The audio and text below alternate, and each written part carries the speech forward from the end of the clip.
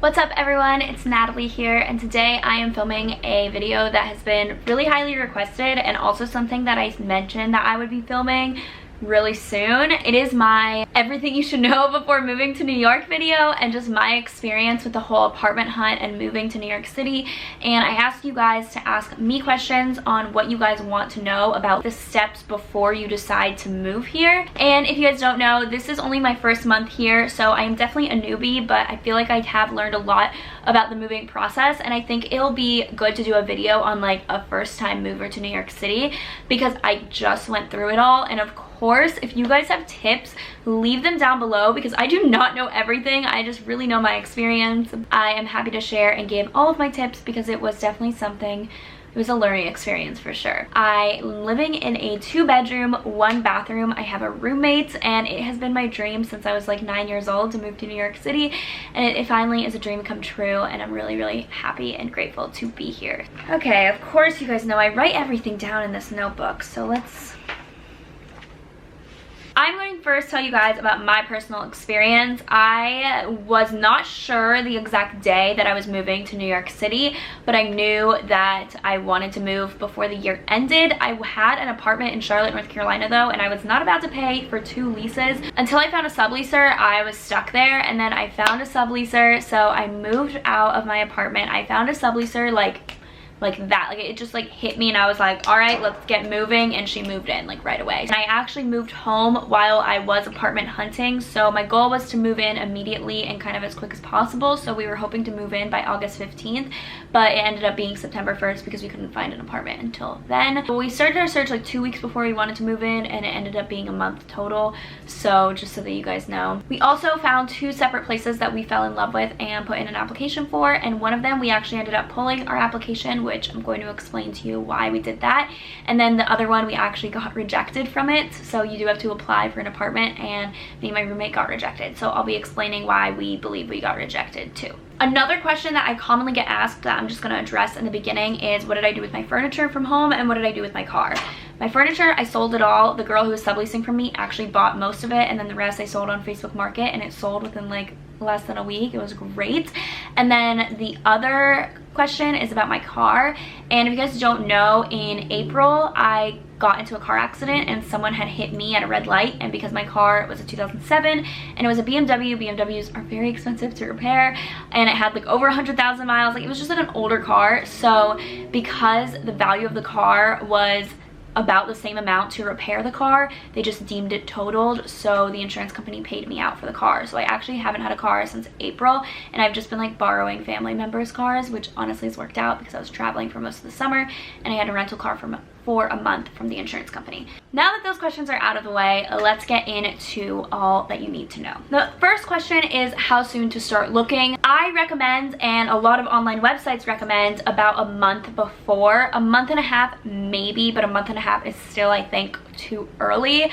I say about a month before you move in is a perfect time to start because a lot of places list them just that month before. So like if it's September 1st right now, a lot of places will list places that are freeing up October 1st, so they have like a whole month of showings and stuff like that. Can also find a lot of places for immediate move-in though, so it's either a month or immediately, so that's why anything more than a month, you might as well not look yet because everything's gonna get taken up. Nothing's gonna wait for you for like a month and a half to move in, so that's why I recommend a month before and nothing earlier. And if you guys don't believe me, just download Street Easy, which is a great app, and look at the apartments available right now and see when their availability date is, and it's probably the next following month on the 1st or immediate move-in. And before I get into my next question, I wanted to thank today's sponsor. Thank you so much to Squarespace for sponsoring today's video. You guys know I love Squarespace. I've worked with them in literally so many videos. They're amazing. It is a website builder. You do not need to know how to code to make a website. Whether you are making a blog, an online store, services that you're trying to sell, like I'm starting my consulting services, I'm using Squarespace. It is so easy and customizable, and they have so many beautiful themes on there that you can customize because no theme looks the same. I'm telling you, they have so many different ones, but with the amount of customization that you can do, you can make your theme look so much different than anyone else that has your same exact one. I personally love it. I think it's the easiest website builder. I've used plenty of other ones before, and Squarespace is by far the easiest, and also the one that you can make look more like exactly what you want because of how customizable it is. If you guys want 10% off your first purchase or your domain, then click on my link down below or type in Natalie Barbu at checkout. But thank you so much for Squarespace for sponsoring today's video. If you guys ever need a website, be sure to check out Squarespace. Back to the New York Q&A. The next question is, how much money do you need to move to New York? This is such a relative question because it just depends on your budget. You can move to New York with a lot of money and still spend a lot of money, or you can move to New York with a little money and somehow make it work. I'm going to tell you guys all of the upfront fees that you have to pay, and I'm going to tell you guys what I had to pay, then tell you guys my rent, just so that you guys have real numbers, because I've seen so many of these videos and it's just, I think, more helpful when you have an actual person's numbers, not just arbitrary numbers. You can always look it up online and see what rent costs and figure it out from there, but in the spirit of transparency, which I have been trying to do a lot on my channel, I'm gonna tell you guys what I paid. A lot of you guys are gonna be like, what? In order to rent an apartment, let's say you get approved. You get approved, you found your dream place. Normally, you are going to have to pay your first month's rent. So that does go towards your first month, but you do have to have that up front. So your first month's rent, you have to pay a security deposit, and a security deposit typically is first month's rent. And if there's no damage to the apartment, you do get that security deposit back at the end of the year. But if there is damage to the apartment, or if the management company decides that you guys damaged the apartment, you will not get the security deposit back. Another thing to note is that a security deposit can only be 1 month of rent, no more than that. That is a new law that has taken place. So a lot of times people would ask if you can give more than 1 month in advance. They'd be like, okay, here, you need to pay me 2 months rent for the security deposit. And people would upcharge so much that it's just not feasible. Like, no one can live here if it's that expensive. So now the new law is that they can only charge up to 1 month's rent for a security deposit. So if an apartment is trying to rip you off and say that the security deposit is more than 1 month, do not listen and show them these new laws. You can just look it up, like New York City new tenant laws, and it'll come up. But regardless, you have to have that money up front, so have it on hand. And then a lot of apartments require a broker's fee. A broker's fee is essentially what you're paying the realtor to open the door for you to view the apartment. I think it is the dumbest thing ever, especially for how much they charge, because they can charge up to 15% of the annual rent, not monthly rent, annual rent, which typically is a lot of money. It's more than 1 month's rent. So basically you're gonna have to pay like 4 months rent, let's say, all up front. It's just a lot of money, and it is not very fun to have that all up front. And then of course you have to pay application fees, and there is a new law in New York City that just passed, I believe in June or July, that says that the application fee can no longer be more than $20. I was applying for places in August, like a month after these new laws took effect, and I was told that those new laws were in place, but yet every place charged me more than $20. For my apartment here, it charged me $150, and we tried arguing it, and they're like, I mean, it's just like taking a while to implement, and we were so desperate that we didn't want to argue with them. So if I were you guys, having, I guess, more time and like knowing these rules, being like, listen, like this is how much the law states, like you can't charge me more than 20 bucks. I was just so desperate. We were like, all right, fine, we'll pay the $150, but definitely look into that and talk to your realtor that you're working with about that, because mine was just like, yeah, I mean, like, it's just some places still don't enforce it, even though I'm like, what's the point of it being a law? So if you guys could help me out in the comments and let me know what's true and what's not true, let me know. But we paid $150 even though the new law states that it can't be more than $20.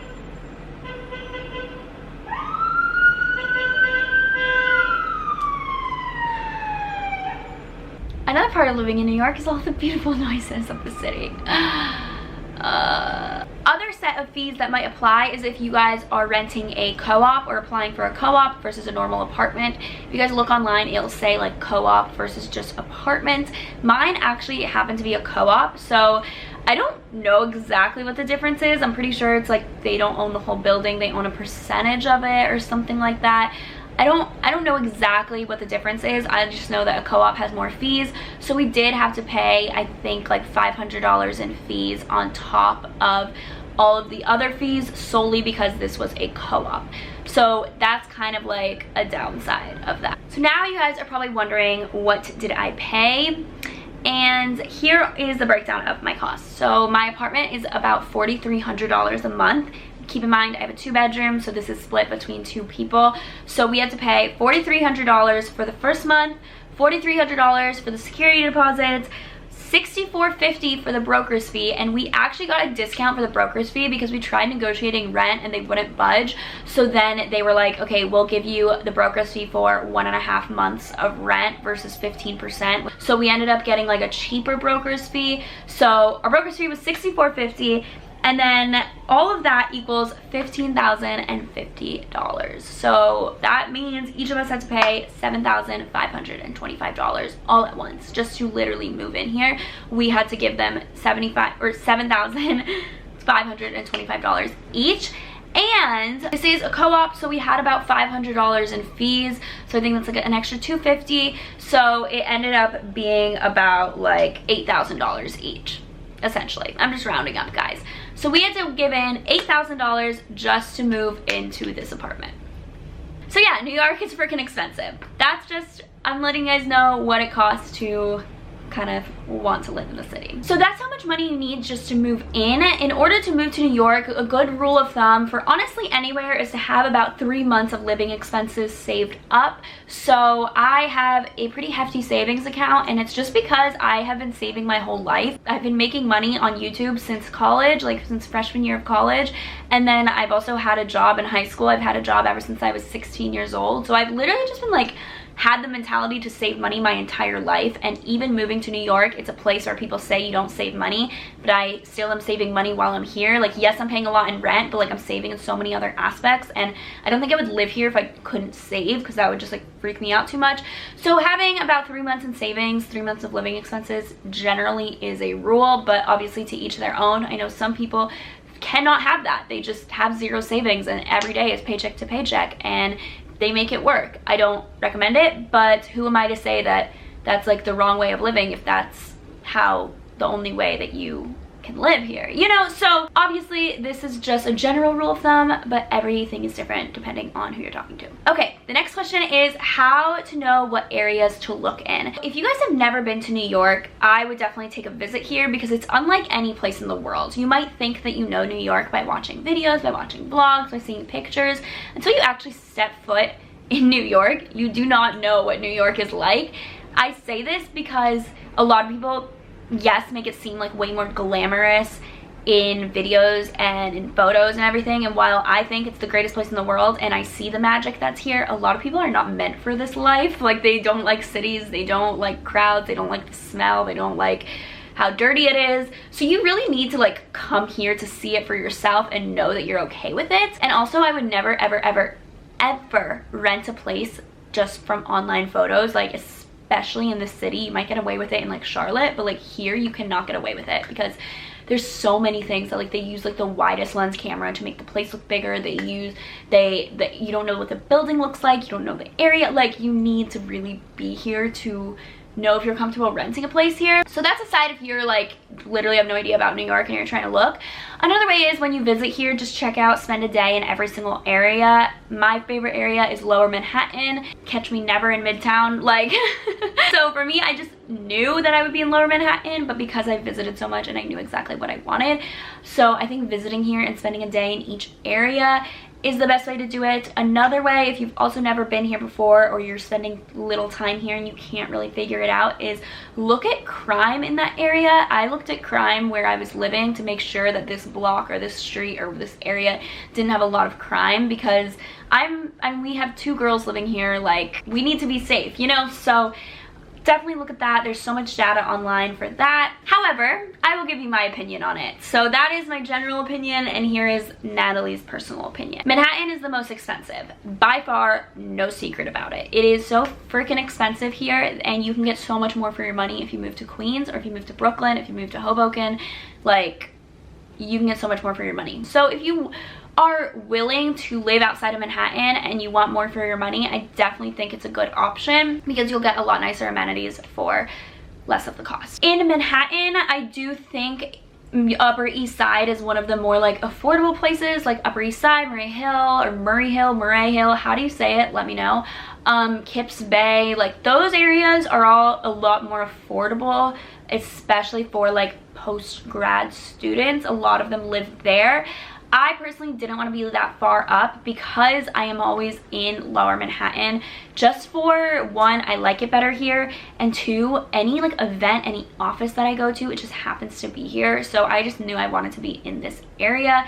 My roommate also works down here, so it was just easier for the both of us. If you are looking for a more affordable place and you're dead set on Manhattan, that is more affordable. The financial district in Manhattan is also another great place. If you guys are looking for like a doorman building, it has more affordable places with a doorman, and they are luxury buildings that will be cheaper than versus if you found a doorman building in West Village or in the West Village. Another good thing about FiDi is that it has every single subway that runs through it, so it's actually really, really nice because you have so many subway lines that go through it. And then Brooklyn and Queens, like I said, they're really, really nice, and especially if you get one like really close to Manhattan, like only 1 stop or 2 stops from Manhattan, it's so close. My friend lives in Williamsburg and it takes her like 20 minutes to get to me. Like it is so fast, and Williamsburg is so cute, and there's so many other areas I have yet to explore, but I know that if you are close to a subway and it's only a few stops from Manhattan, you're good. You don't have to have your heart dead set on Manhattan just because of like the movies and people that you watch or whatever, pictures that you see. Like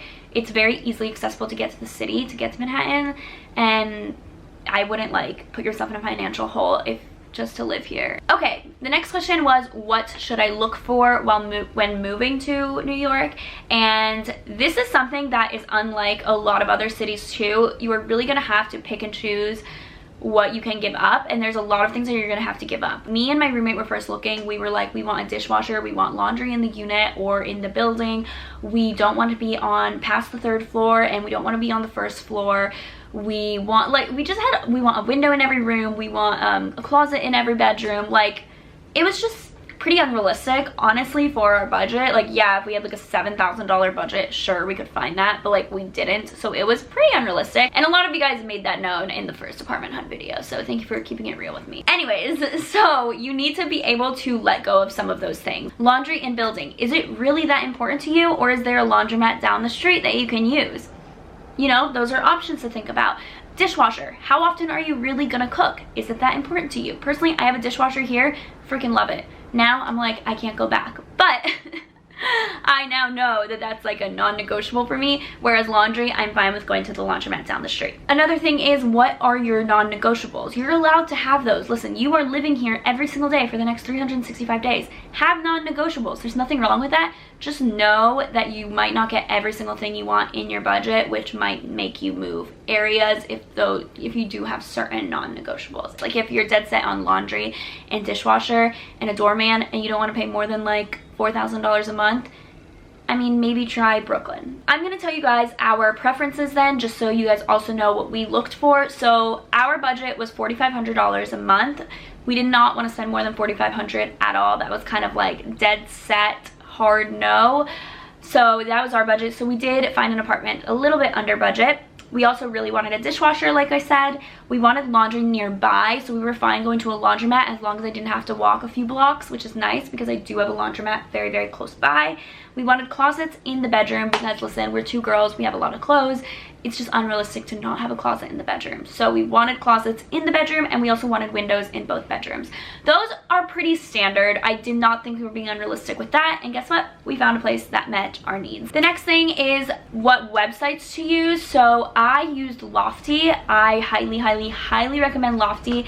They are a great company. I'm going to just have them linked down below so you guys can look it up so I don't spend too much time talking about them, but I liked using Lofty. And then for other websites to help find apartments is Street Easy. Street Easy is the only one I use because a lot of the other ones have a lot more fake listings on them, and fake listings are a real thing when people will put up an apartment that's not available, and then you're like, hey, I want to go see it, and they're like, oh darn, it just got taken, but here's another one I can show you. And it's really messed up, but a lot of people do it. And then the application process. This is a long video, but trust me guys, it is worth knowing these things. You need to apply to get an apartment in New York City, and you need to apply to get an apartment anywhere. It's just the application process is so much tougher here than in any other city in the world, or maybe not in the world, but any other city that I've considered living in. This one is definitely tough.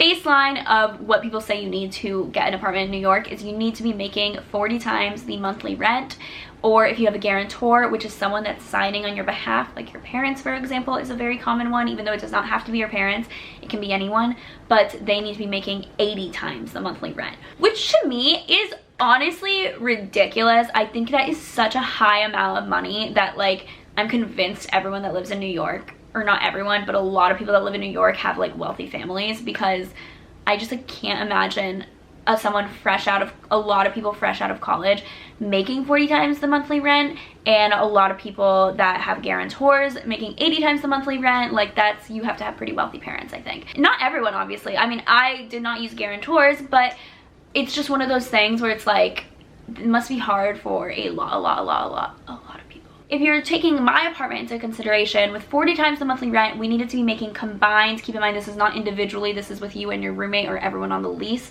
we had to be making $160,000 a year, which we were combined, we were fine with that. But if we did have guarantors, then they would need to be making $320,000 a year, which is just like a lot of money. I don't know, like that's a lot. You also have to have good credit, by the way. What you need to prove that is you need your proof of income, which can be your tax returns from last year, which is really hard if you're kind of fresh out of college and you didn't work a normal job last year. Like having tax returns is probably impossible. So then you need to have a letter that, like an offer letter that from your company that states your employment, or it states your salary, so they know, and like your start date on it. So you need to have your offer letter. If you are self-employed like myself, which is another headache when applying to apartments, you need to have a CPA letter. So this is a letter from your CPA, which is your accountant, stating this is how long she's been in business for, this is how much she made last year, I verify that I do her taxes and that they are accurate, this is how much she's projected to make this coming year. So that's what a CPA letter is. It's just a letter that states like, listen, I'm her accountant, I do her taxes, I know this is right, she's not lying about these things, because I'm sure it's really easy to lie, and stating how much money you're probably going to make this year and how much money you have made so far. And then if you do have a traditional job, you need to show pay stubs to prove that you are making that much. So there's a lot of paperwork that you need to show before you go to an apartment showing. Honestly, just have these all together, because apartments go like that and they can be taken from you within like 30 minutes. So have your paperwork on hand. So have all your proof of income. You also need to show some recent bank statements to show that you have money in the bank, because if you're trying to apply for a place and you have no money to even like have your pay for this, then they're not going to give it to you. So you do need to have recent bank statements on there. And for me, because I was self-employed, it was really difficult for me to get approved. I had to show them like so many like contracts that I've done this year, being like, listen, like this is actually my income, like look at all my deposits from my manager, from YouTube, like my CPA letter. Like I had to show so much stuff just to prove like I have a legit job. And even then it's like, well, how do I know you're gonna be making that next year? And it's like, yeah, you're right, I guess you don't, but like how do you know I'm not gonna get fired from my normal traditional job next year? I don't know. I think it's really unfair, because people with traditional jobs, yeah, they might be more like steady because you have a normal paycheck, but like you can get fired or you can quit at any time and be making $0. So, you know, I don't know. I think it's a little unfair. The first place, we actually pulled our application from it because I was unsure if I was able to move at that exact time. And then also I found out that the management company was extremely sketchy. They were on people's like blacklist of management companies, list of worst management companies in New York City. The owner was in jail. I've heard the Yelp reviews and the Google reviews were actually like nightmares. And I was like, we cannot do your own research if you are looking to live in New York. But that's all I'm gonna say. Research the management company. And then for the second one, we got rejected, and he didn't really give us a reason. I think it was because my roommate has very new credit. She hadn't had a credit card in college, so it's very new. And then for me personally, I was self-employed, and I'm not sure if he thought that YouTube was a great job, so we got rejected. And then we also heard that his nephew might potentially be moving to New York City, and he might be saving the apartment for his nephew. So which one was it? Was it just we weren't like great applicants? I don't know which one it was. I choose to think it's the nephew one, because for this apartment that we are living in right now, we found immediately, we loved it. We literally applied for it at the showing. We were like, this is it, let's apply right now. So we applied for it right away, and then we ended up finding out a week later that we got approved. And it was such a scary feeling, like not knowing if we were gonna get approved or not because of all the hurdles that we went through. But we got approved on our own, no guarantors needed. It is something I am honestly pretty proud of. Like I'm just like, okay, good. I applied for my first New York City apartment, got approved.